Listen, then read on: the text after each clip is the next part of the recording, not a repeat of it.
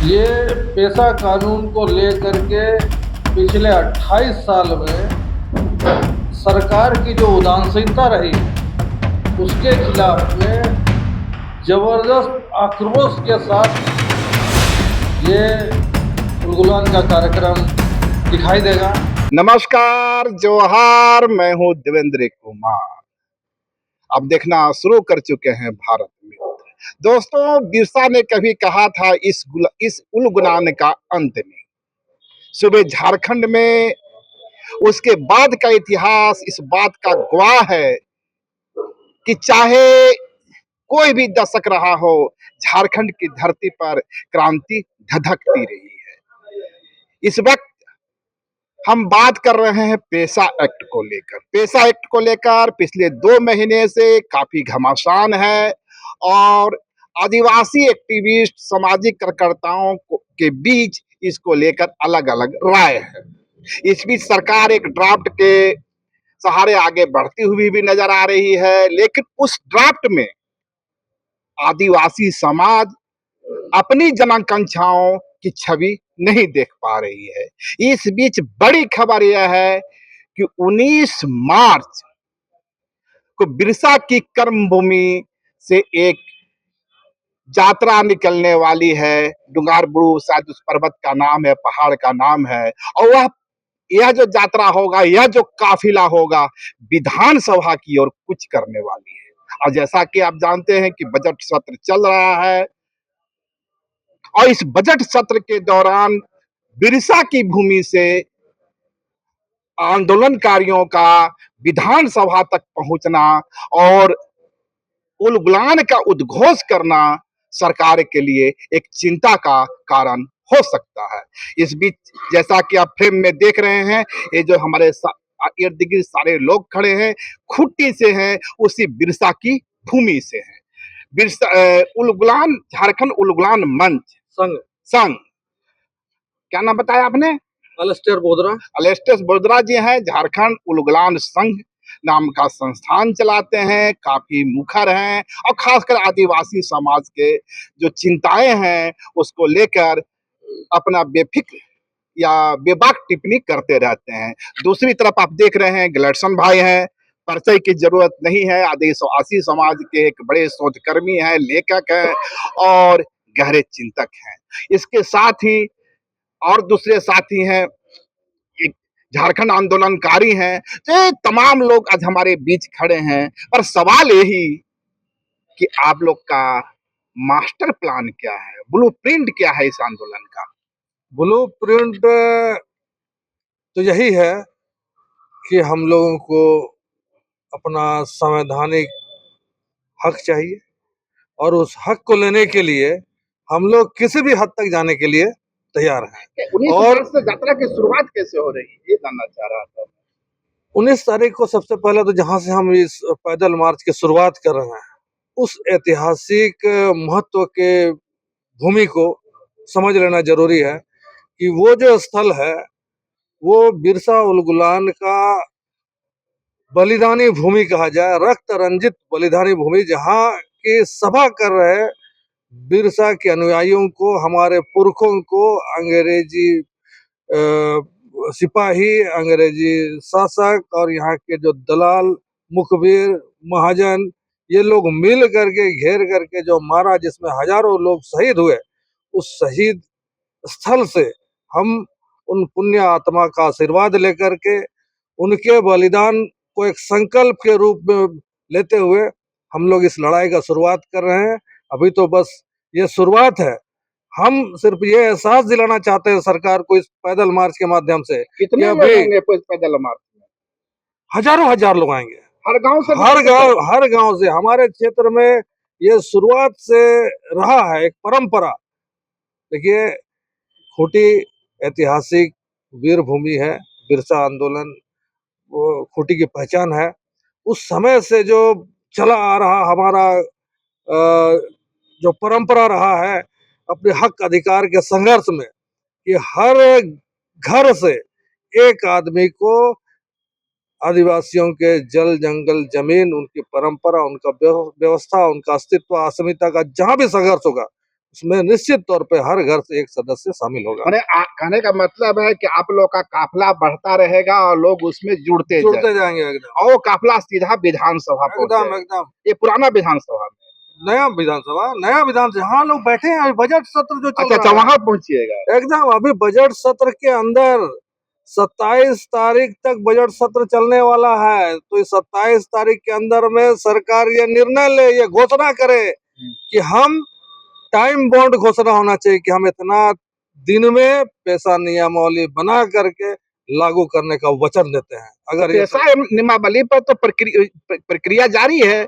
वो तो सरकार गठन की प्रक्रिया को आगे बढ़ ही रही है, फिर ये उलगलान क्यों? क्या प्रक्रिया जारी है? क्या प्रक्रिया? सरकार कहाँ बोल रही है कि प्रक्रिया जारी है? क्या प्रक्रिया? सरकार के बात तो मंत्री ने बोला है, दीपिका पांडे जी ने बोला है कि तो पंचायत राज अधिनियम का बात, पैसा कानून का बात कहाँ है? पैसा कानून का बात कहाँ है? वो तो पंचायत राज, झारखंड पंचायत राज अधिनियम 2001 का बात कर रहा है। ये झारखंड सरकार के मंत्री और कहा जाए झारखंड सरकार पैसा कानून का कहाँ कोई बात कर रहा है? पैसा कानून का बात करता तो गांव-गांव के जो हितधारी, जो हाथू मुंडा है, ग्राम अगुवा है, उनको बुलाते, उनके साथ बैठते, उनको बताते, उनसे जानकारी लेते, तब ना कहा जाता कि हाँ सही में पैसा कानून को लागू करने का प्रयास झारखंड सरकार ने कर रहा है। पंचायती राज विभाग की ओर से तमाम जो ग्राम प्रधान है, परंपरागत ग्राम प्रधान जो है, उनको तो बुलाया ही जा रहा है, उनकी ट्रेनिंग भी दी जा रही है, मास्टर ट्रेनर भी नियुक्त हो गए हैं। अब कहाँ खामी रह गई? सरकार को हम चुनौती देते हैं, जितना नौटंकी इस बीच में उन्होंने किया है, परंपरागत ग्राम सभा को बुला करके हमने बैठक किया, उनका सहमति है वगैरह वगैरह, हम चुनौती देते हैं झारखंड सरकार को। अगर सही में उन्होंने परंपरागत ग्राम के अगुओं को बुलाया और उनका सहमति रहा, तो मैं कहूंगा झारखंड मुसलमान संघ उस दिन से झारखंड सरकार का गुलाम बनने के लिए तैयार रहेगा। तो आपका क्या मानना है कि सरकार के सेमिनारों में, सरकार के कार्यक्रमों में जो ग्राम प्रधान जा रहे हैं, वो परंपरागत ग्राम प्रधान नहीं है, फर्जी है? क्या मानते हैं? फर्जी है, वो सरकार के द्वारा रघुवर दास के सरकार के समय जो मानदेय के लिए या समान राशि देने के लिए जो बनाया गया कि झारखंड विरोधी जो भी निर्णय लिया जा रहा है उस निर्णय में ये लोग हमारा मदद करे, जमीन लूटने में, जमीन को कब्जा करने में, यहाँ के संसाधन पर कब्जा करने में, व्यवस्था को तहस-नहस करने में ये लोग मदद करे। ऐसा सोच करके जो रघुवर दास ने फर्जी ग्राम प्रधान बनाने का जो काम किया था, वही लोग आ रहा है। गुलशन भाई, पिछले 3 महीने से मैं लगातार पेशा पर आपको कवर कर रहा हूँ। इस बीच खबर यह थी कि आप विधानसभा के समानांतर पुराना विधानसभा में एक कार्यक्रम करने वाले हैं। क्या उस कार्यक्रम में कुछ संशोधन हो गया? नहीं नहीं नहीं बिल्कुल, वो 24 तारीख को है ना। अच्छा, वो 24 तारीख। ये यात्रा 19 को शुरू होगी, 21 को विधानसभा पहुंचेगी। अच्छा अच्छा। उसके बाद उसका अगला है कि 24 तारीख को पूरे झारखंड के 32 आदिवासी समुदाय के लोग 32 एजेंडा को लेकर विधानसभा, पुराना विधानसभा में आदिवासी असेंबली होगा, वहां पे अपनी बातों को रखेंगे और बहुत सारे ऐसे विषय होंगे जो विधानसभा में चर्चा नहीं हो रहा है, उस पर प्रस्ताव पारित किए जाएंगे और महामहिम राज्यपाल को भी दिए जाएंगे और माननीय मुख्यमंत्री को भी दिए जाएंगे। कितने दिन का अधिवेशन होगा वह? अधिवेशन एक ही दिन का है। मैं सत्र चलेगा। आपके एक सहयोगी लक्ष्मी नारायण मुंडा जी का पोस्ट देख रहा था। हमें लगता है उन्होंने 33-34 बिंदु गिनाए हैं जो चर्चा के लायक है। यदि एक बिंदु पर चर्चा हो, विस्तार पूर्वक चर्चा हो, तो मैं नहीं समझता कि एक दिन से कम उस पर चर्चा होगी। और लक्ष्मी नारायण मुंडा जी 24-25 बिंदु तत्काल मुझे याद नहीं गिना देते हैं। तो इसके लिए तो आप लोग को 1 महीना का विशेष सत्र बुलाना चाहिए था। एक दिन के अधिवेशन में कैसे संभव है? देखिए, विगत 24 वर्षों में हम लोग देख रहे थे कि जो राज्य अबुआ दिसुम अबुआ राइज के नारे के साथ बना, उस राज्य में अब हम लोगों ने देखा कि असंवैधानिक कार्य हो रहे हैं।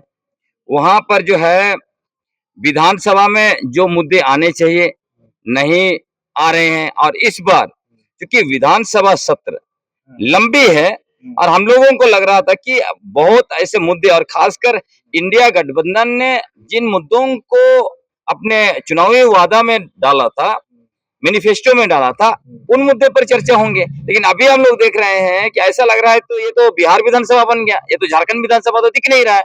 इसीलिए हम लोग अब शुरुआत कर रहे हैं।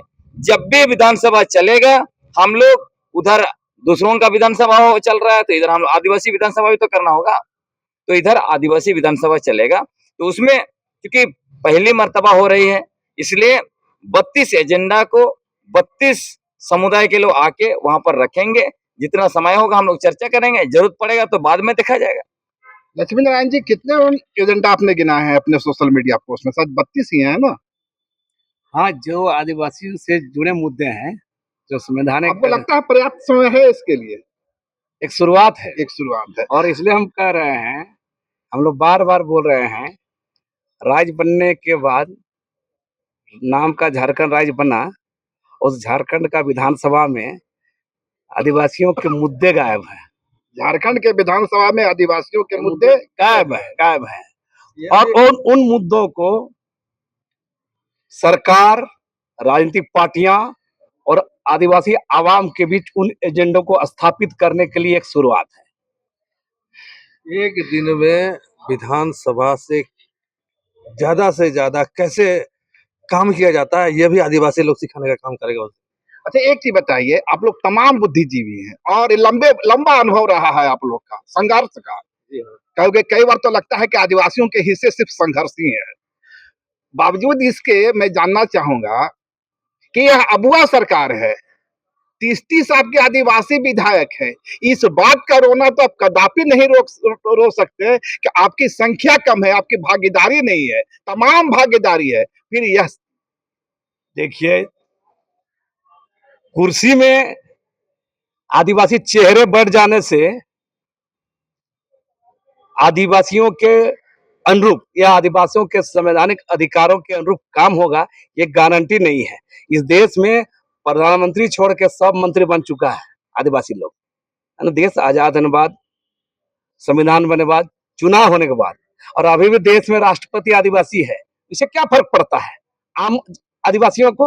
हम लोग एकजुट होकर के हेमंत सोरेन को पीएम बना दें, अब ये कर सकते हैं। अरे बता रहे, वो तो हम तो बता, जब हेमंत सोरेन की बात आती है तो बेशक हम लोग भाजपा के खिलाफ लड़ते रहते हैं और हमेशा लड़ेंगे, आरएसएस भाजपा के खिलाफ। लेकिन हम लोग जिन उम्मीदों के साथ इसको बैठाए थे, ये भी तो नालायक निकले। हम तो बोल रहे हैं ये तो संथाल आदिवासियों का नहीं हुआ अपना, तो हम आदिवासियों का क्या होगा? और इन लोग का औकात नहीं है आदिवासियों का संवैधानिक अधिकार को भी लागू नहीं कर। अपने से कोई आदिवासी को कुछ देने लायक इन लोग नहीं रह गया है। इन लोग के खिलाफ वैकल्पिक लोग सोचने के लिए विवश होंगे, इसलिए तमाम मुद्दे को सामने लाया जा रहा है। आपको क्या लगता है इस स्थिति का कारण क्या है? इच्छा शक्ति का अभाव। जो भी चुन के जाते हैं या जिनको हम भेजते हैं, जिता करके भेजते हैं, उनमें जगह में पहुंचने के बाद इच्छा शक्ति खत्म। नारा हम बिरसा के गुलान के लगाते हैं, बिरसा की भूमि पर जाके चरण अपना सर नमाते हैं, और जब सत्ता में आते हैं तो भूल जाते हैं। क्या यह स्थिति है? यही आदिवासी की सरलता, ईमानदारी और सहज जो अपना आदमी अपना लोग समझने का जो भाव है ना आदिवासी समाज के भीतर, आदिवासियों के भीतर, उसी का लोग नाजायज फायदा उठा रहे हैं और कुछ नहीं। अजय, सत्ता ने नाजायज फायदा उठाया, अब तक की तमाम सत्ता ने, मैं हेमंत सरकार की बात नहीं कर रहा हूँ, मैं रघुवर दास की सरकार से लेकर के अर्जुन मुंडा की सरकार से लेकर के तमाम सरकारों की बात कर रहा हूँ। बिरसा की भूमि से जो आग निकलती है, इस आग का पैगाम क्या होगा? समय रहते जमीन का जो सोच है, लोगों का जो भावना है, झारखंडी इच्छा अपेक्षा है, उसका आदर करो, उसके अनुरूप चलो। नहीं तो हर चीज का उपाय है। यहाँ के लोग भले सीधे सरल ईमानदार हैं, लेकिन जब अपने में आ जाते हैं फिर किसी को नहीं छोड़ते हैं। गुलशन भाई, आपको क्या लगता है? वही सवाल, यहाँ 30 आदिवासी विधायक हैं, भागीदारी का रोना तो अब आप नहीं रो सकते हैं। सीएम भी आपके हैं, तमाम मंत्री भी आपके हैं, पर्याप्त संख्या में आदिवासी समाज के विधायक भी हैं। फिर ये आदिवासी समाज वो जो खुटी की भूमि से चलकर आ रहा है, उलगुलान की भूमि से चलकर आ रहा है, कि नए उलगुलान का संदेश दे रहा है, ये आदिवासी समाज इतना बेबस और लाचार क्यों हो गया? देखिए, जो अबू दिसुम अबू आराइश का जो नारा है, जो 40, 50 और 60 के दशक में झारखंड अलग राज्य आंदोलन में लगा, मुझे लगता है कि मरंगम के जयपाल सिंह मुंडा के बाद इस नारा की समझ किसी भी नेता को नहीं है। जबकि उन्होंने उस समय में स्पष्ट कह दिया था, जब मुस्लिम जो है कि पाकिस्तान मांग रहे थे, उधर दलित दलिस्तान मांग रहे थे, तब मरंगम के जयपाल सिंह मुंडा ने कहा था कि हम अलग देश नहीं मांगते हैं, लेकिन जो आदिवासी इलाके हैं वो पूरे इलाके को हमें दे दो। और ये अबू दिसुम अबू आराइज है, और उन्होंने ये कहा था कि हमको आरक्षण भी नहीं चाहिए, तो ये जो इलाके हैं वहां हमें दे दो। और उनका कहना था ये जो आदिवासी इलाके हैं वहां के एमपी आदिवासी होना चाहिए, विधायक आदिवासी होना चाहिए, यहाँ का डीसी, कलेक्टर, थानेदार, बीडीओ सारे जो है कि आदिवासी होना चाहिए, तभी आदिवासियों को न्याय मिलेगा। लेकिन उनके बाद जितने भी नेता आए अबू दिसुम अबू आराइज का नारा लगा देते हैं, धरती आबा बिरसा मुंडा को फूल माला चढ़ाते हैं, मरंगम को भी चढ़ाते हैं, लेकिन उनको उसे मतलब ही नहीं। अभी क्या सरकार देखिए, अबुआ सरकार बोलती है, लेकिन जब अबुआ सरकार बोल के पेशा कानून आप लागू नहीं कर सकते हैं, तो आपको क्या समझ है अबुआ कहने का, अबुआ राइज का कुछ समझ है? और उसी मरांग गुरु जयपाल सिंह मुंडा ने अपनी पार्टी को विलय कर कांग्रेस का साथ दिया था, यह भी तो उन पे आरोप है ना। वो आरोप उस समय की परिस्थिति थी, मजबूरी कभी होता है राजनीति में। उन्होंने लास्ट में जब आदिवासी महासभा का अधिवेशन हुआ था, उसमें उनका भाषण सुनिए, उन्होंने क्या कहा, काश मुझे इतिहास सिखाया होता, सबक दिया होता, तो मैं नेहरू की बातों पर विश्वास नहीं किया होता। क्यों इतने बड़ी बात कर रहे हैं?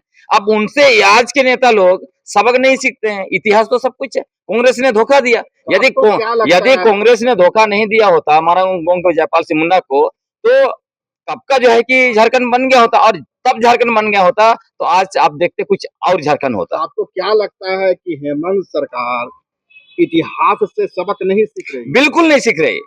वो मतलब झारखंड मूवमेंट 40, 50, 60 के दशक का तो छोड़िए, अभी पिछला 20 साल का इतिहास से, 24 साल का इतिहास से भी ये लोग सबक नहीं सीख रहे। इनको लग रहा है कि हम मैया योजना और कुछ दूसरा सैया योजना लाके जाके अगले बार 29 में फिर हम जो उसी घोड़े पर चढ़ के सत्ता में आ जाएंगे, ऐसा लेकिन नहीं होने वाला। ऐसा नहीं होने वाला है। आपको क्या लगता है, क्या हेमंत सरकार यदि पेशा एक्ट को लागू नहीं करती उसके मूल अर्थों में, तो क्या आपको लगता है कि मैया सम्मान योजना के सहारे 2029 में हेमंत सरकार की वापसी हो जाएगी? देखिए, परिदृश्य बदलेगा। लोग, युवा पीढ़ी जान रहे हैं, समझ रहे हैं। गलेटसन जैसे, हम जैसे और लोग जैसे बोल रहे हैं, हम लोग जो भी बात बोल रहे हैं बिल्कुल संवैधानिक और तार्किक बातों को रख रहे हैं, जो भारतीय संविधान ने यहाँ के आदिवासियों के लोग दिया है, और उन्हीं बातों को रख रहे हैं। और लंबे समय से ये बातों को रखते हैं तो स्थापित कर रहे हैं कि चीजें, माने जिन मुद्दों को हम लोग उठा रहे हैं बिल्कुल संवैधानिक अधिकार है, उनको लागू नहीं किया जा रहा है। और बार बार जो चुनाव का जो ट्रेंड है, माने वोट बटोरने वाला, ये खेल हर बार नहीं चलेगा, हर बार इसे काम नहीं देगा। काठ का घोड़ा दो बार नहीं चलता है। तो लोग तैयार हैं इसके खिलाफ अपने मुद्दों को लेकर। आप संविधान की बात करते हैं, पर कई बार आपके जो शब्द होते हैं असंवैधानिक होते हैं। आप इस सरकार को बेईमान बोलते हैं, पता नहीं क्या क्या बेईमान शब्द मैंने क्या है? और भी जो असंसदीय शब्द है जिसका आपने इस्तेमाल किया है, मैं उसे इस्तेमाल नहीं करना चाहता। पर मैं एक दूसरे मुद्दे की बात करना चाहूंगा आपसे। आज आदिवासी समाज की ओर से एल्बर्ट एक्का चौक पर सीएम हेमंत सहित तमाम जो आदिवासी विधायक उनका पुतला दहन किया जा रहा है, इसे आप किस रूप में देखते हैं? ये जरा क्रोश है। मां सिरमटोली का मामला को उठा के देखिए, छोटा सा मामला है ये। एक सरकार के लिए जो 5 साल राज कर चुकी, दूसरी बार सत्ता में लाया गया है, और एक सिरमटोली के बाद क्या है, उसको रैंप को आगे बढ़ाना है। ये क्या जरूरत था कि रैंप को उसी जगह उतारना? अफसोस इस बात का है, राज्य के मुख्यमंत्री हेमंत सोरेन जो रांची में पले बड़े हैं, यहाँ के तमाम सरना स्थलों को बाकायदा व्यक्तित्व से जानते हैं। और आज क्या है कि आज इसके लिए 2 महीना से आदिवासी समुदाय आंदोलन कर रहा है ना, सचिवालय बुलाया जा रहा है, कल्याण मंत्री चमड़ा लिंडा आ रहे हैं, झूठ पर झूठ। कितना बड़ा काम है ये, सरकार स्वतः नहीं कर सकती है। और एक नैरेटिव को आप समझ पा रहे हैं, इसी आदिवासी समाज से एक नैरेटिव यह भी निकल रहा है कि तमाम लोग जो पुतला दहन कर रहे हैं कहीं न कहीं भाजपा के हाथों खेल रहे हैं। हर आंदोलन में देखिए ये आरोप, ये इल्जाम बहुत सस्ता है, बहुत सस्ता है। कोई किसी में आंदोलन चलेगा तो हुजूर आप क्या कर रहे हैं, आप ऐसा परिस्थिति क्यों आने दिए, आप क्यों पाल रहे हैं आप अपने चाटुकारों को, दलालों को, चापलूसों को, दरबारों को, जिसको निजी स्वार्थ पहुंचे उन लोगों को क्यों लगा रहे हैं। आदिवासियों की एकजुटता को बदनाम करने के लिए सब बहुत बार होता है। भाजपा अरे बता रहे यहाँ तो झारखंड आंदोलन का इतिहास उठा के देख लीजिए। झारखंड आंदोलन को लंबे समय तक मिशनरियों का आंदोलन, ईसाइयों का आंदोलन कहा जाता रहा है। आज कहां गए वो लोग। अरे भाई पर्दे में हर राजनीतिक दल कुछ कुछ खेल करता है, उसे घबराने की बात है। मूल अर्थों में उसका मूल स्वीकार करते हैं कि भाजपा पर्दे में कुछ खेल कर रहे हैं। बहुत लोग हो सकते हैं, लेकिन एजेंडा में देखा जाए चेहरा तो आंदोलन के क्रम में देखा जाएगा ना। अगर जो भाजपा के लोग का आरोप लगाया जा रहा है, कल उसमें बात हुआ, आज सीपी सिंह का पुतला दहन किया जाएगा, संजय सेठ का भी दहन किया जाएगा, और वो लोग जो अगर जिसके बाद जिन चेहरों को बता कर बोले उन लोग भी सामने रहेंगे, फिर आप कैसे बोलेंगे इस बात को। खैर हम बात कर रहे थे आपका जो कारवां निकलने वाला है, जो काफिला निकलने वाला है, यदि इस काफिले के रांची पहुंचने के बाद झारखंड की जनता की जो आकांक्षाओं का प्रतीक विधानसभा है, वो विधानसभा में आपकी आवाज नहीं सुनी जाती है, तो फिर बिरसा की भूमि से जो भूमिपुत्र आ रहे हैं उनका अगला कदम क्या हो। वो ये जो अभी पहला चरण का जो हमारा इसलिए मैंने ब्लूप्रिंट की बात की, उगलान है, ये तो मात्र हम सचेत और सतर्क करने के लिए कर रहे हैं कि जो आपने वादा किया है उसको निभाना चाहिए, निभाइए, समय रहते निभाइए। नहीं तो हमने कहा भी कि 2 महीना हम समय दे सकते हैं। 2 महीना के बाद आज खूंटी से आंदोलन का चिंगारी उठा है, कल पूरा झारखंड में इसको लेकर के आग लगेगा। सिर्फ यही नहीं, पैसा ही नहीं, पैसा के साथ और भी बहुत सारे सवाल जुड़ते जाएंगे, जैसे भूमि बैंक हुआ, भूमि पूल हुआ, ऑनलाइन में गड़बड़ी, इस तरह का बहुत सारा सवाल है। समता जजमेंट का क्रियान्वयन ढंग से नहीं हो रहा है, उसका अवहेलना हो रहा है, ये सारे सवाल जुड़ते जाएंगे। वन अधिकार का सवाल भी जुड़ेगा और पूरे झारखंड में आग लगेगा। दर्शन भाई आप देख रहे हैं, सिर्फ पैसा का मसला नहीं है, सिर्फ सिरम टोली का विवाद नहीं है, झारखंड का जो आदिवासी समाज है उसके सवाल बहुत गहरे और लिस्ट काफी लंबी है। क्या आपको लगता है किसी भी सरकार के बूते की बात है कि एक ही झटके में तमाम समस्याओं का समाधान कर दे। आप चूंकि आप एक चिंतक है, एक एक्टिविस्ट से ज्यादा एक चिंतक है, आप हेमंत सरकार को सलाह क्या देना चाहिए। देखिए, करने की इच्छा शक्ति हो तो आप कर सकते हैं। अगर कोई सरकार एक बार में कई मुद्दों को 5 साल का जो उनका कार्यकाल होता है उसमें नहीं समाधान कर सकते हैं, इस हिसाब से तो उनको अपना चुनावी मैनिफेस्टो में नहीं डालना चाहिए। और ये बिल्कुल संभव है, जैसे मान लीजिए उनका मैनिफेस्टो में क्या लिखा हुआ है, लैंड बैंक वापस करेंगे, उसके लिए कितना आपको 10 दिन चाहिए, विधानसभा में 1 दिन आप बिल लाइए और उसको खत्म करिए। और तो कोई कानून तो है नहीं लैंड बैंक का, आपको सिर्फ एक नीति है, आप ऐसे भी खारिज कर सकते हैं, उसमें विधानसभा में भी लाने की जरूरत नहीं है। कैबिनेट डिसीजन के बिल्कुल कैबिनेट डिसीजन करके खत्म करिए। पैसा कानून का मसला है, उसको जेपीआरए को संशोधन करना है, 1 दिन में हो जाएगा आपका। उसके बाद आप नियमावली बना के कैबिनेट में लाके महामहिम गवर्नर को भेजिए, टीएससी में लाएंगे, 1 महीना से में सारा कुछ काम हो सकता है। उसी तरह ये समस्या है लैंड पूल नीति है, उसको आप खारिज कर सकते हैं। उसके अलावा ऑनलाइन, ये सारी समस्याएं, आपके पास एक पूरा विभाग है, पूरा विभाग को काम पे लगाइए। तो जितने मसले आदिवासी समाज के ऐसे मतलब परिसीमन का मसला आएगा, आपको डिफेंड करना चाहिए अभी से कि जब अनुसूचित क्षेत्र का निर्धारण उसमें जनसंख्या का आधार ही नहीं है। पहली बार जब अनुसूचित क्षेत्र कानून बना 1874 में, scheduled area scheduled district act बना और उसमें चुटिया, नागपुर और संताल परगना आया था, वहां जनसंख्या कहाँ था, अभी जनसंख्या के आधार पर रिडिफाइन करो, परिसीमन करो। अनुसूचित क्षेत्र में तो परिसीमन होना ही नहीं चाहिए। तो जितने मुद्दे हम लोग उठा रहे हैं, ये तो पैसा तो आप समझ लीजिए कि चूंकि 26 तारीख से वो लोग अनशन कानून मतलब नियमावली लागू करने वाले थे, इसलिए ये सडनली इतना बड़ा पिकअप कर गया। नहीं तो सारे मुद्दों को लेके हम लोग उठा रहे हैं। और अभी देखिएगा, ऐसे नहीं कि पैसा हल हो गया तो हम लोग रुक जाएंगे, निरंतर ये चलते रहेगा। और अबुआ सरकार का टेस्ट है, अबुआ बोल दिए ना, अबुआ सरकार जब वो लोग शपथ ग्रहण कर रहे थे तो वहां इतना बड़ा अबुआ सरकार क्या लिखा था। जब इतना बड़ा अबुआ सरकार बोल के आपने घोषणा कर दिया, शपथ लिया है, तो अबुआ काम कीजिए। हेमंत सरकार के प्रति तमाम नाराजगी, तमाम असहमति के बावजूद आदिवासी समाज को क्या लगता है, क्या इस बात का विश्वास है कि यदि इस सरकार को हम अपदस्थ कर देंगे तो इसके बदले में जो सरकार आवेगी वो हमारी समस्याओं का समाधान कर देगी? नहीं, अगर वैसे होता तो हम लोग देखिए, बीजेपी को हम लोग 16 साल शासन करने दिए। 16 साल में हम लोगों ने क्या देखा? उन्होंने सबसे पहले औद्योगिक नीति लाया, सीएनटी एसपीटी कानून, जो हमारे पूर्वजों के खून से लिखे गए दस्तावेज है, वो कोई मामूली दस्तावेज नहीं है। उसके लिए हजारों लोग शहीद हुए। ऐसे कानून को 3 मिनट में विधानसभा में संशोधन किया। प्रॉपर्टी कार्ड लाया, लैंड बैंक में लाके सरना मसना सबको डाला। सरना आदिवासियों को सबसे बड़े हितैषी हैं बोलता है, और सरना स्थलों को लैंड बैंक में डाल दिया। ग्लोबल समिट किया, हाथी उड़ाया, सब कुछ किया, हम लोग देख लिए। हम लोग समझ गए कि ये लोग आदिवासियों को सरना ईसाई के नाम से मुर्गा लड़ाई कराना चाहता है। हमारा जो आदिवासी पहचान को खत्म करके आदिवासियों की धार्मिक पहचान सरना को हिंदू कराना चाहता है, और हमारा जल जंगल जमीन को पूंजीपतियों को सौंपना चाहता है। तो आप उनकी छुट्टी अगला 10 साल तक सपना ना दिखाने के लिए तो हम लोग ये अबुआ सरकार को लाए हैं। तो अबुआ सरकार को बैठाए हैं, तो हमारा काम ही है ना। आप देखिए, बच्चा जब माँ उसको खाना नहीं देती है तो देखिए कोई बच्चा थप्पड़ भी मारता है, इसका मतलब क्या उसका विरोधी हो गया। और माँ बोले कि तुम दुश्मन होगे, तुमको खाना नहीं देंगे। बाप बने हैं तो खाना तो देना पड़ेगा। तो ये आदिवासी समाज की जो फीलिंग है वो सामने आ रही।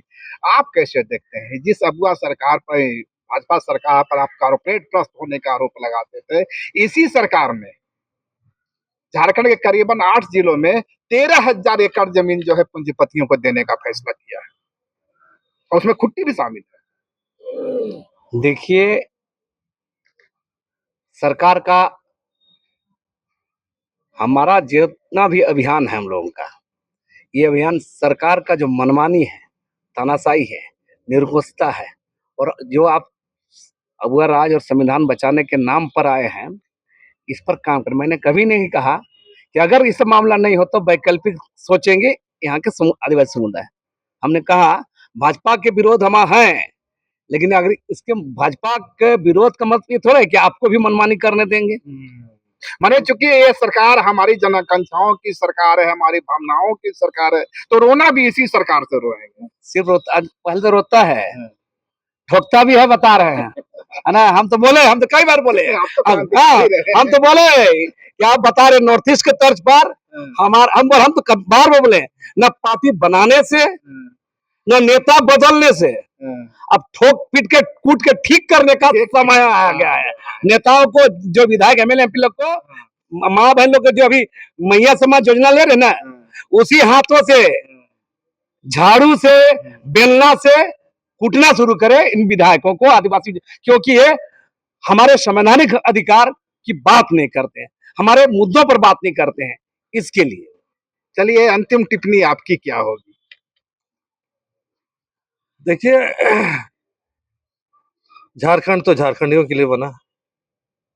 अब झारखंडियों का हित नहीं होगा, झारखंडियों के भावना को लेकर के सरकार नहीं चलेगी, तो ऐसा सरकार को सत्ता में बैठने का कोई जरूरत नहीं है। सवाल यही नहीं कि इसके विकल्प क्या है आपके पास?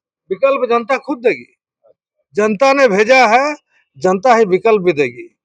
और आने वाले समय में जनता निश्चित तौर पर, झारखंडी जनता में वो ताकत है।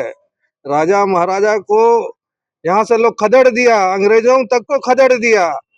तो ये सब जो लोग हैं आज यहाँ तरह तरह का जो कहा जाए बरगलाने का काम कर रहे हैं, हमें कहा जाए कि गुमराह करने का जो प्रयास किया जा रहा है, ये सब ज्यादा दिन चलने वाला नहीं है। अब सचेत हो गया, सतर्क हो गया लोग। आप सबों को मेरी तरफ से काफी शुक्रिया, आपने मुझे समय दिया अपना कीमती। खैर, दोस्तों, यह थे आदिवासी समाज के विचारक एक्टिविस्ट, जिनकी अपनी अपनी राय तो है, लेकिन एक राय पे सारे लोग सहमत नजर आते हैं कि यह सरकार हमारी है, यह सरकार आदिवासी जनाकांक्षाओं पर सवार होकर आई है।